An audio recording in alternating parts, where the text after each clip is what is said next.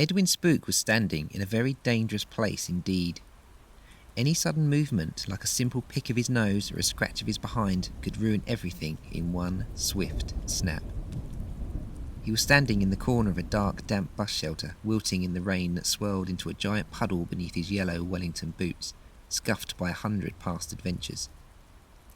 Edwin watched the heavy raindrops as they bounced off his green raincoat and dented the pavement, leaving tiny bullet holes that split the puddle in all directions. He noticed the reflection of his eyes on the wet floor staring back at him, glowing with an intense blue that pierced through the darkness of the bus shelter. And through those brilliantly blue eyes, Edwin saw the world not as a dull, wet place to live, but rather a place filled with colour and excitement. He looked up at the sagging bus shelter roof that he was holding in place with a bowed umbrella.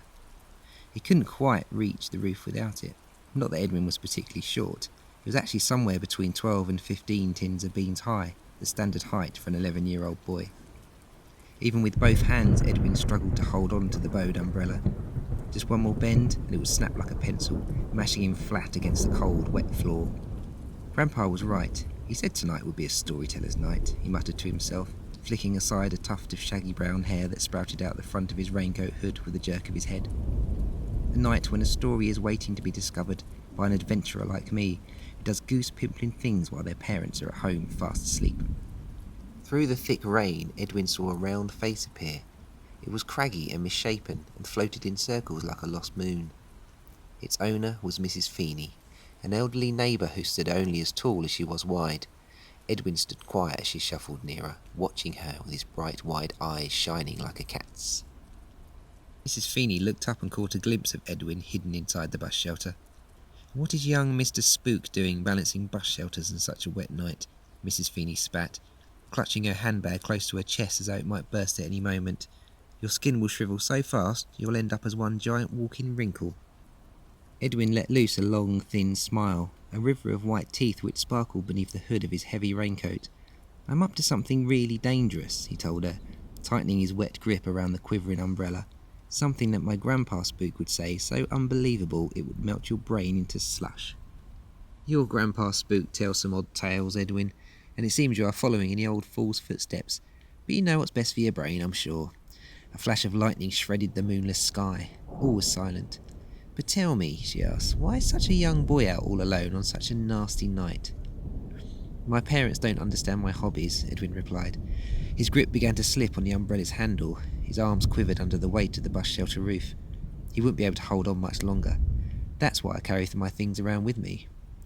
Edwin nodded to a huge backpack that hung from his shoulders down to the backs of his knees, bulging to the brim with an assortment of trinkets that poked through every available seam. "That backpack looks heavy and fit to burst with excitement," Mrs. Feeney mumbled. "I'm sure whatever it is you are doing is very important. Just don't stay out too late, young Edwin. You never know what you might find lurking between the shadows." Edwin smiled as Mrs. Feeney faded into the dark streets, lost like a ghost in the fog. Her footprints pointed this way and that and slowly peeled off in the rain. And not a moment too soon. With a vicious crunch, the bus shelter suddenly snapped closed. Edwin threw himself onto the wet pavement outside as his umbrella exploded into pieces behind him. Slowly and suspiciously, the bus shelter creaked open, proudly showing off a row of jagged monster teeth, pointy, sharp, and as dangerous as a dinosaur. "Chomp, spit, gnash and chew," boomed the giant bus shelter mouth. "Those are the words that belong between my jaws, not pointy-pokey umbrella stick or junk-filled Humpty back foraging between my teeth." Edwin clambered to his feet, quickly sidestepping the long red tongue that rolled out of the bus shelter's jaws like a wet rug. He unzipped his backpack and took out a thick book nestled amongst the jumble of treasures. "So you're a people-eater," he said excitedly. "That is a rare find." "I am only a people-eater if I am given the chance to eat them," the bus shelter beast slobbered back. "If you hadn't jammed my jaws to creaking point, that rickety old woman would now be crunched up and munched up and turned into digested slop. I was looking forward to picking the rest of her out of my teeth for breakfast." Carefully, Edwin took 5 welly steps backwards. Although to Edwin, a monster was the best thing since toasted bread, a monster was still a monster, and there was always a chance of him becoming tonight's main monster meal. "I am here to spot monsters, not molars," Edwin explained. "I am Edwin Spook. I spot things hidden and hiding. Whether you're a noggin flogger, a juice swabber, or a gobble gurgler, I will spot you and write your name in my Monster Spotter's Handbook." He flipped open his book to reveal a collection of sketches and notes about everything monster-shaped and odd. "And who else have you spotted tonight, mighty monster spotter?" the bus shelter beast barked. "Which of my friends are out there crawling and snuffling and shuffling about on such a wet night?" "Well, nobody, actually," Edwin replied glumly. "I haven't spotted anyone else yet. It's as if all the monsters have been snatched from their hidey holes. My usual spotting places are now nothing but forgotten spaces." The bus shelter beast snorted at Edwin's rhyming words, adding drool to the already rain-soaked pavement. "It sounds to me as if the monster catcher is on the loose." "Monster catcher?" Edwin said, flicking through his book in search of a question mark. "I thought they disappeared a long time ago."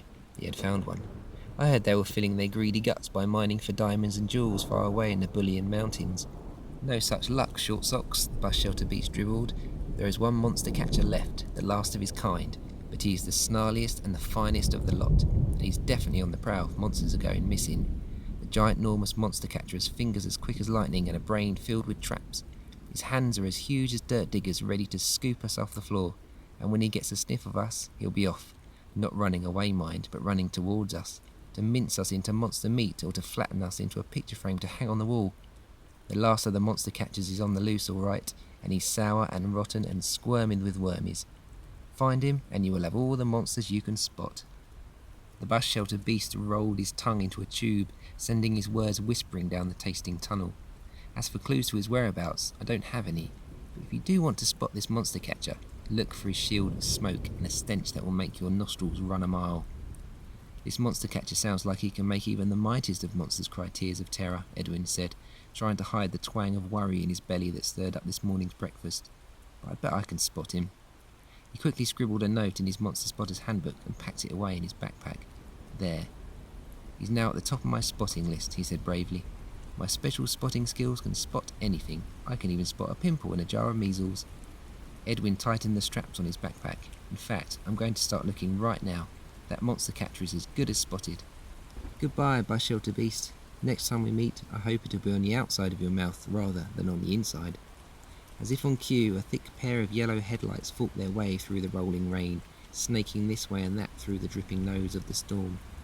As the beams angled themselves towards Edwin, he vanished, leaving a broken bus shelter and no clues that either the monster spotter or the monster had ever existed. To a monster spotter, the gift of spotting the unspottable is the greatest gift of all, a gift to unwrap in your own unique and unusual way. But now there was a monster catcher at work, busily prowling and poking around the planet, looking to take that gift away and never give it back.